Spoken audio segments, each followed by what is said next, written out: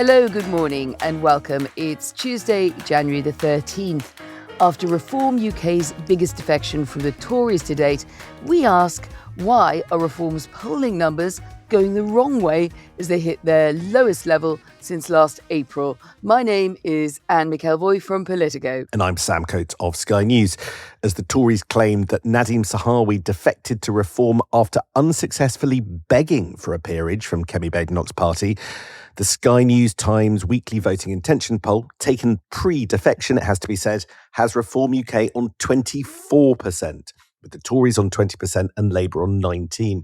That's Reform UK's lowest since April, and we went to see whether it's an outlier or whether there's a bit of a pattern suggesting that they're coming off their peak from October. Yes, is this a one-off or perhaps a trend? Well, the poll says that YouGov, the company, ironically, of course, co-founded by Nadhim Zahawi, today point out that this Reform dip coincides with Conservative ratings starting some sort of recovery from rock bottom and the salience of immigration beginning to decline when they ask people what the most important issues motivating them is. Yeah, it's really interesting. I actually had one Reform person, Anne, not a Tory, a Reform person telling me overnight that there's a decidedly mixed reaction to the defection of Nadhim Zahawi. They were worrying that Zahawi has, just said so much stuff as he was around for the entire 14 years in government and was, and get this, a loyalist to every leader, every Tory leader from 2010. So they worry that to some, this whole thing looks like naked opportunism. I mean, isn't that politics? But there you go. The Tories are keen to point out privately that this, pretty much what the Spectator's James Hill was saying yesterday, that now Zahawi has joined Nadine Dorries, Jake Berry and others, making it look awfully like Boris Johnson's version of the Conservative Party from a few years back, what former Tory cabinet minister called it same team, new badge. Although, I have to say, and that strikes me, the Tories comparing Reform to Boris Johnson's Conservatives as maybe a double-edged sword and not the best attack line that they might hope it is. Doesn't it also remind us, Sam, that once you get past that first wave of defections, inevitably you get quite quickly to the sedimentary layer of Tory groupings. And as you point out, that sense of the old mates of Boris is quite a powerful one. And a lot of them have been tempted across the line. Can I just say what a wonderful phrase the sedimentary layer of the Tory party is? Kudos for that language this early in the morning. I was going to say, kudos for anything this early in the morning and any phrase making is gratefully received. Your Honour. But I was just about to say, Sam, name recognition can't be a bad second for Farage in terms of Zahawi. Yes, he comes with a quill or a whole kind of cloakroom full of baggage. But at the same time, if you're not getting sitting MPs to come across, which is a really high bar, then I think it's probably pretty positive overall for Reform. Tuesday morning, it's Cabinet. There's a huge amount going on today. Thank you to many people who now get in touch with this podcast, to Sam and me, wanting us to highlight their events. It's great. We will try to make sure we get as much in as possible. Tell us all your secrets as well. Yeah, no, do get in touch. People are getting in touch. We will try and get everything you tell us in. So I hope I've done that job this morning. Towards the end of this podcast, I've got a big thing I want to talk to you about. And I know you've got lots of thoughts on, which is Labour MPs versus the security services. So please stay tuned for that. But there's a lot of other diary events and other things today. Topping the grid is a Home Office announcement that they have record numbers of arrests and raids on illegal workers, and that the number of immigration enforcement raids has skyrocketed by 77% since this government came to power.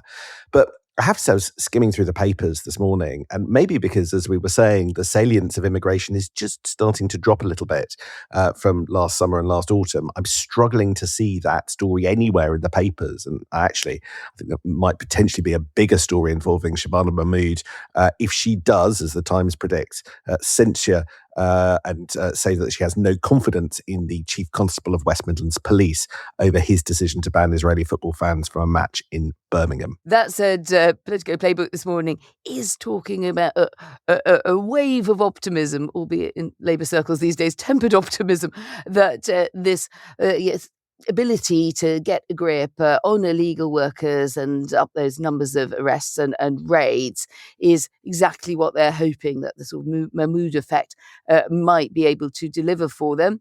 Another big beast in cabinet, Yvette Cooper, is also keen for us to know about her role in the turbulent global picture. It's not just Donald Trump who has been in touch with the Iranians. The foreign secretary has spoken to them too. We were told she was very direct to her counterpart, Abbas Araki. She told them to end the violence, uphold rights and freedoms of Iranian people, and make sure British nationals are safe. This is the same Iranian foreign minister who yesterday warned the US that the country is ready for war if Washington were to test it. And I think for Cooper, this also comes down, Sam, to the first opportunity to show the sterner side of that foreign secretary brief, dressing down of foreign power. Another ambassador telling me last night her style is now coming through, and the fact that she's a bit of a contrast in the way she goes about things to her predecessor. She is known for being blunt. She was known for being blunt at the Home Office. She was known for being blunt in the last Labour government. So I'm not surprised that she wants to put in the foreground that element of her character. Ed Davey's giving a speech today, the Liberal Democrat leader. And this one's interesting because it's dialing up the rhetoric against Labour as opposed to just the Conservatives. They're attacking Labour over the NHS and brandishing stats that would really make Wes Streeting blush.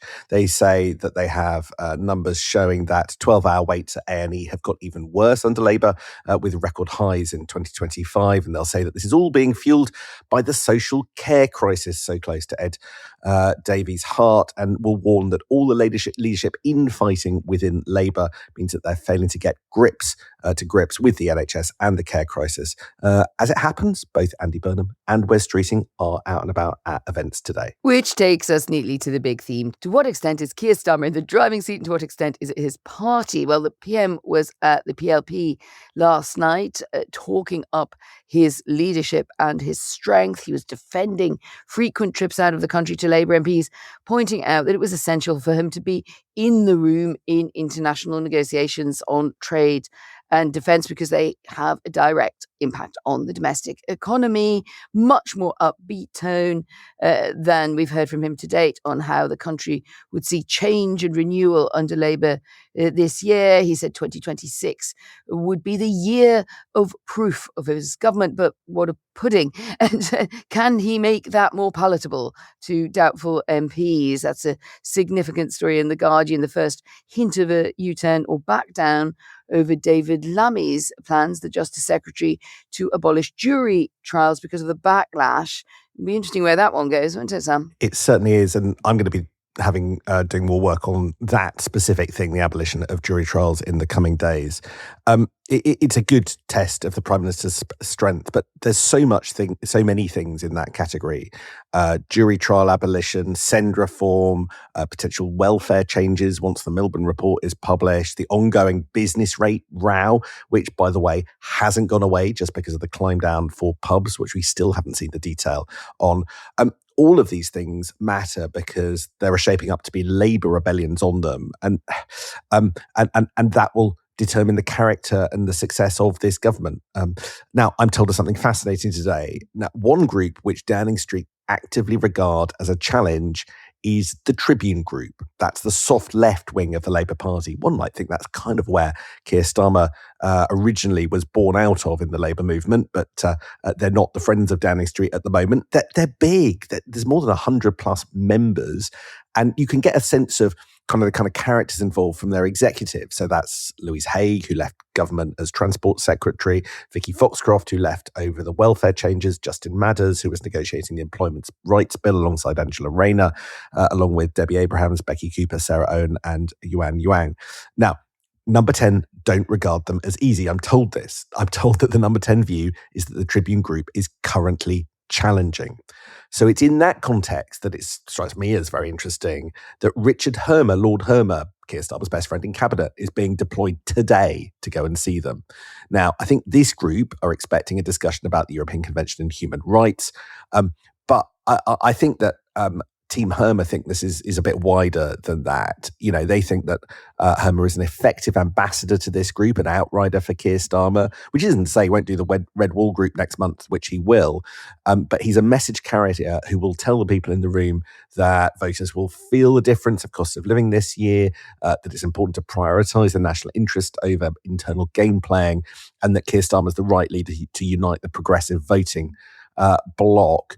Do you think that Hermer is the kind of character that can do this? Because Number 10 have alighted on him as a message carrier inside the Labour movement to try and calm down nerves. It's an unorthodox role for an Attorney General, isn't it? It sounds like political spade work, rather than that role of the AG just sitting often a little bit off to the side as an advice channel for the Prime Minister on the most important legal implications of government. But I think it's a sign, as you point out, Sam, that the heft of that group, the Tribune group, and the sheer numbers of it, worries that perhaps any leadership challenge could start there or be funneled through that group. I think that's clearly in the Prime Minister's mind and those who are advising him here. But the reliance on Hermer going out there more is a really interesting one, because he's a silky performer, but he's not an experienced politician in the mud fight. So he's out there selling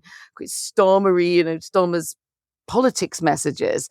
And someone close to Lord Hermer said to me that he was the nearest avatar for Keir Starmer as a kind of personality in the way that politics is experienced in the legal profession mesh in a mix of his seriousness and the things that he gets very committed to. We know Lord Hermer has sort of commitments and views of his own, and that Keir Starmer was concluding there's only one of him, and there's an awful lot of engagements and people you need to talk to. And that Hermer's the person he thinks sort of sounds most like him. You might also say, is that a sign that the cabinet bench is maybe not as strong as he would like it to be to carry home his messages? And perhaps not as loyal as it ought to be. It is a sign of nervousness for all the active on-the-record briefing that the threat is receding. I think you can see problems all over the place, although at the moment I think they more manifest themselves in policy rather than personnel. More on that in just a second. Worth saying, this Tribune group, who are they close to? Well, if things all kick off, they're the kind of people that might back Angela Rayner. They're the kind of people that might back Andy Burnham. At the moment, I think they're probably a little bit more Burnham than Angela, if Andy Burnham can get into Parliament, as we were talking about yesterday. So I am told that last year, at the end of last year, Angela Rayner was getting quite close to sort of basically prepare for a leadership challenge. And then along came the polling that we actually did, Anne, showing just how unpopular amongst voters Angela Rayner is. They don't even want her back in the cabinet, not mind running the country. And I think that gave them all some pause for thought. So this group is a danger. And in the event that there's a leadership contest, they would probably tug the sort of centre of gravity to the Labour Party a bit more towards somebody like the kind of philosophical views of Ed Miliband, and away from somebody like the philosophical view of Webb Streeting. That's a tussle for power between the camps and tribes, but I think that there's also a rather knotty issue that you want to raise, Sam. Yeah, just at this stage of the political cycle, I think that the first part of this year is going to be defined not by out-and-out leadership challenge, but proxy battles. A whole set of policy battles where Number 10 and the government tries to set direction, and then the Labour Party tries to change course. And, we've talked through a few of them. I think that was also true of the customs union debate that we had a little bit before Christmas. Proxy issues where Number 10 define themselves and rebels define themselves, and the kind of future of the party is battled out, and we see who wins will determine, I think, really whether or not Keir Starmer or his party are in charge. And this one, I love this one, and very crudely, it's the Parliamentary Labour Party versus the Spooks. That's definitely going to be a good episode in the drama. It's an absolute power play, and this is totally fascinating to me. Right. To put it more prosaically, it's a brewing Labour Party revolt over changes to the so-called Hillsborough law, which is making its way through Parliament. Now, don't switch off if Keir Starmer messes up the Hillsborough law, that would have potential to massively, really significantly disrupt his premiership. It's hard to overstate how behind the scenes this is an important issue. So bear with me. Let me tell you what it is, because I know that listeners of this podcast, as engaged in politics as they are, might not know the minutiae of this, because it does involve some minutiae. In the aftermath of the 1989 football tragedy that claimed 97 lives, there were all sorts of cover-ups, and then there were inquiries, and then there were calls for justice, and then there were promises that it would never happen again. And there was a concerted campaign, there has been, still is, a campaign to turn a promise of never again into something concrete. And it's a promise that this government, and Keir Starmer personally and specifically, has signed up to, which is to pass something called the Hillsborough Law. Now, what the Hillsborough Law does is introduce a duty of candour on public service and public servants. Now, you might think they already have this, but not explicitly written into law. This is a promise that if there are things like public inquiries or public service officials are questioned, then there is a duty on them to tell the truth and legal consequences if they don't. And after the lying that resulted in the aftermath of the Hillsborough tragedy, they think that this is necessary. And so many Labour MPs and Labour figures are massively invested in this, including one Andy Burnham, who really has gone to the wall on this campaign, and I think would kind of shake the pillars of this government if they didn't deliver on it. And it matters existentially to a whole caucus of northwestern and northern Labour MPs. At conference, Keir Starmer said, "I'm delivering this. I have delivered this." And in fact, his entire conference speech was preceded by a very moving address, arguably more emotional than Keir's own address, by somebody praising Keir for being brave enough to do this. And now the legislation known as the Public Office Accountability Bill is in Parliament. Just to chip in two quick thoughts on that before you tell us a bit more about it. Someone, Keir Starmer chose to do it. You know, some people were quite surprised that he went back to the Hillsborough disaster. He chose to foreground that. You're right, there was that very emotional speech. Therefore, you were bringing in families and descendants of the victims of Hillsborough and tying yourself to this as a cause politically. So as you say, there's an awful lot at stake. So but what's the problem? Okay, it's really specific. This duty of candour applies to everyone in public life, the police, local authorities, but also the security services. So the idea is if something goes wrong and there's an inquiry, you have to tell the truth or face legal consequences. But of course, the security services are deeply uncomfortable with this. So what's been going on in the background is there's been a hell of a negotiation with the campaign groups, Labour MPs, and the Cabinet Office and the security services, I'm told, are all involved to make sure that the duty of candour is proportionate when it comes to the intelligence services. And the campaigners accept, right, caveats. They know that you can't have unfettered access to everything the intelligence services do. So they hammered out a compromise. Clause 6 of the Public Office Accountability Bill is the compromise. But then, when the bill was published, they discovered that the government had done the dirty on them, effectively, and tried to bury elsewhere in the legislation a schedule, which I'm told basically undermined the entire negotiation, which said that effectively the security services were only subject to the duty of candour corporately, i.e. the organisations, and not individuals. And the only occasions that individuals could be asked to testify would be where the bosses of those intelligence services had given very specific authorization. So in other words, there was no personal responsibility, individual responsibility for intelligence officers under this, which now, very bluntly, that has caused the mother of all rebellions against this in the background, because it is not what they were promised. And there are all sorts of examples, the Hillsborough groups think, of MI5, MI6 acting in bad faith in public inquiries to protect their own when there have been problems. And this is unresolved.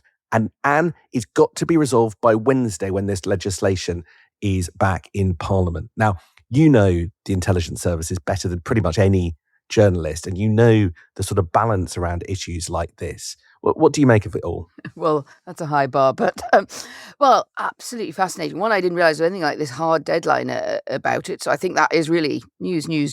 There, the sensitivity in the security services is really about their concerns about how they would respond to something that's clearly gone wrong. If you take the most dramatic incarnation of that would be the Manchester Arena attacks in 2017, when the head of MI5, Ken McCallum, subsequently acknowledged a major failure by the service that had led to so many deaths, over 20 deaths in that terror attack. But the domestic intelligence service has also got quite a lot on its plate with cases that it's working through the ramifications of, and particularly this one into the revelations, I should say, the BBC sort of have really been grinding away at this, the story of a rogue agent who had neo-Nazi sympathies and also was a domestic abuser. And when that has all sort of made its way finally towards into the courts, and MI5 was accused of not being candid, indeed of lying in terms of the information it provided, there's just been this grey area about what was it really obliged to provide into the public domain, which is why this links to your great story. And what could it sort of say, you know what, we're dealing with this is a terrible malfunction, we're dealing with it privately, but if we go public, then we are exposing weaknesses to our enemies and adversaries and people who will use it against us, and they certainly will. So this is why I think there is such sensitivity here. Yes, it's the natural tendency of secrecy. I find MI5 in this way, sort of could be perhaps a bit more candid about the way that they are thinking about things, but they do see security downsides if there are certain days and dates when you have to provide certain information, as they would say before, they have patched their networks and done the work that they feel they need to do internally. So Labour MPs feel that if MI5 corporately put forward what they think of as a false case for 5 years over the Manchester Arena bombing inquiry, not admitting to knowing as much as they did about the bomber, they feel that if the security services were not open about that BBC case, they feel that if they were not upfront about State Knife as well, and claimed that they only had a peripheral view when they were actually much more involved, then there is a case for individuals being held responsible with a duty of candour. But as you say, I can see why that is causing so many conniptions. Keir Starmer was asked about this last night at the Parliamentary Labour Party meeting by Annalise Midgley, and he said the negotiations are ongoing. He understood the concerns. So this battle is happening in the Cabinet Office today. We might get a resolution tomorrow. I think it's massive. We only bring you the biggest stories and then we shut up, and we have bust through the 20 minutes. So our friends on both sides of the river will be tutting and wanting us to shut up. I think they might be anyway. So let's bring down the curtain on today's episode. Lovely to see you. And we'll be back tomorrow for Wednesday's Politics at Sam and Anne. Funnily enough, occasionally I get that feedback from our friends on both sides of the river. See you soon.